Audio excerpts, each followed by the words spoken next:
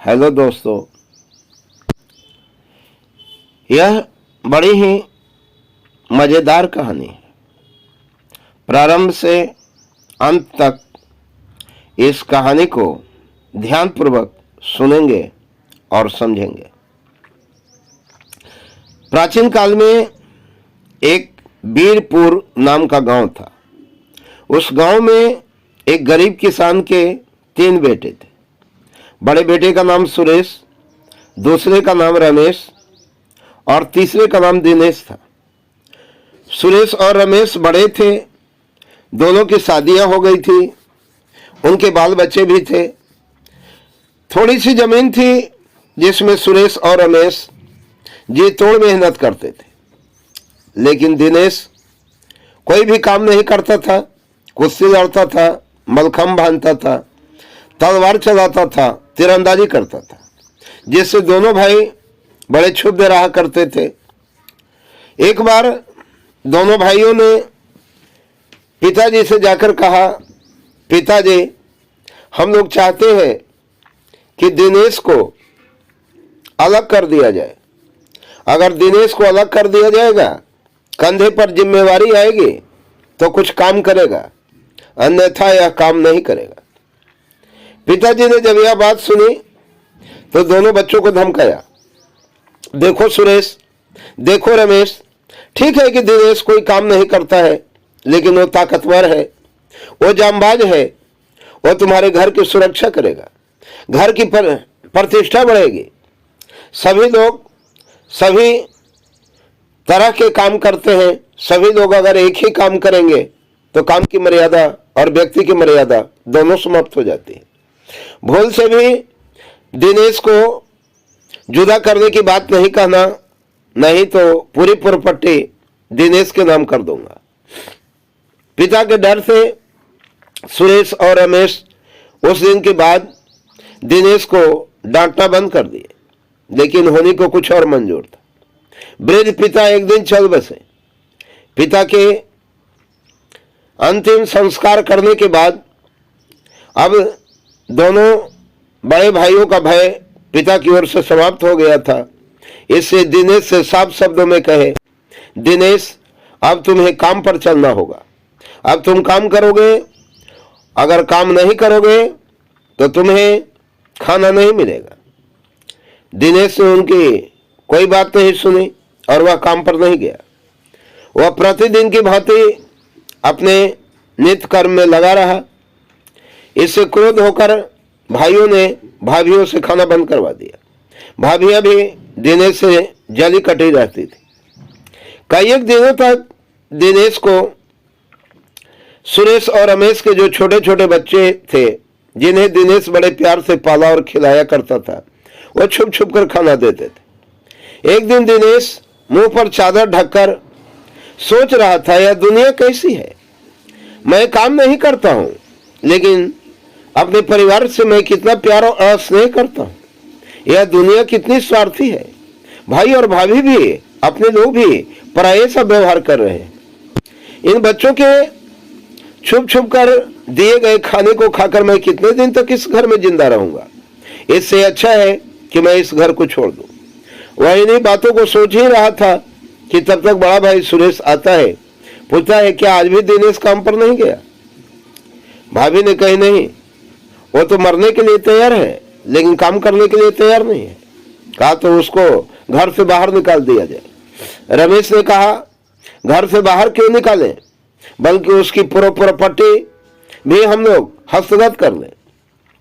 सुरेश की पत्नी बोली, संपत्ति ही क्यों हस्तगत करें, हाथ पैर तोड़कर घर से बाहर निकालें, ताकि वह दोबारा घर में प्रवेश न करे। लेकिन रमेश की पत्नी बोलती है, हमारा तो कुछ और ही विचार है। सुरेश, रमेश और सुरेश की पत्नी ने पूछा, तुम्हारा क्या विचार है। कहा, हमारा विचार है दिनेश की शादी कर दी जाए। कहा, अरे तुम तो और हाथी पालने वाली बात कर रही हो। एक तो दिनेश का खर्च चलना मुश्किल है, ऊपर से उसकी शादी कर दे।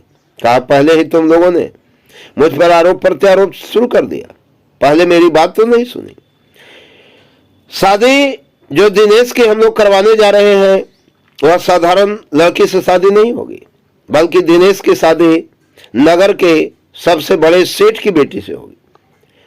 अब सुरेश, रमेश और रमेश के साथ सुरेश की पत्नी बड़े ही आश्चर्यचकित हो गए। अरे तुम पागल तो नहीं हो गई हो?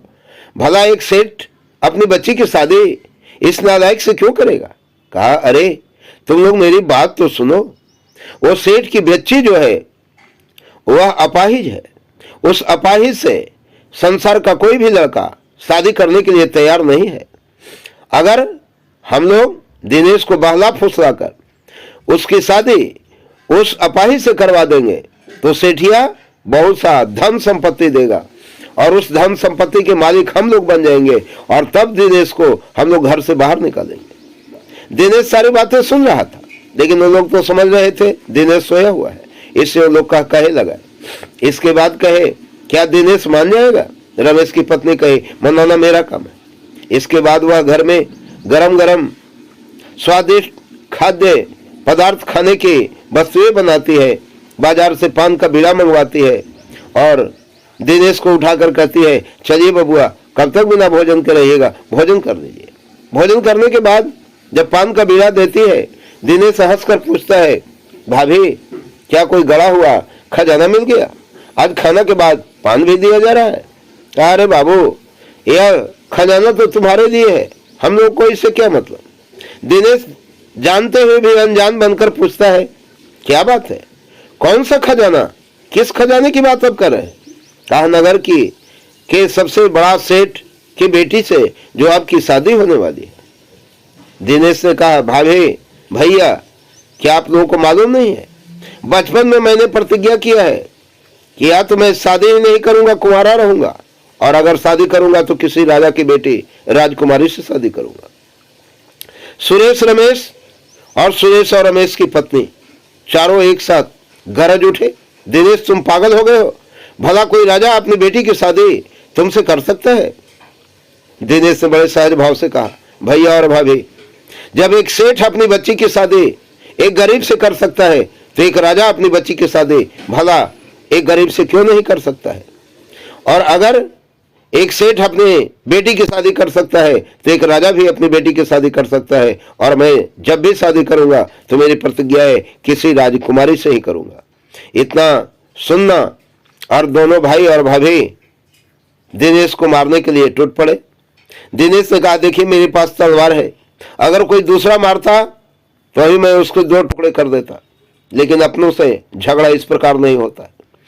मैं अपनी तलवार लेता हूं और मेरी संपत्ति की खातिर मेरे जीवन को आप लोग बर्बाद करने जा रहे थे, तो जाइए मैं इस घर को छोड़ देता हूं, आप लोग खुशी खुशी इस घर में रहे। दिनेश अपनी तलवार लिया और एवं क्रम से वह जंगल की ओर चल दिया। जंगल में भूख प्यास से बिलबिला रहा था, कहीं फल की तलाश ही कर रहा था खाने के लिए कि किसी लड़की की आवाज सुनाई पड़ी, बचाओ बचाओ बचाओ।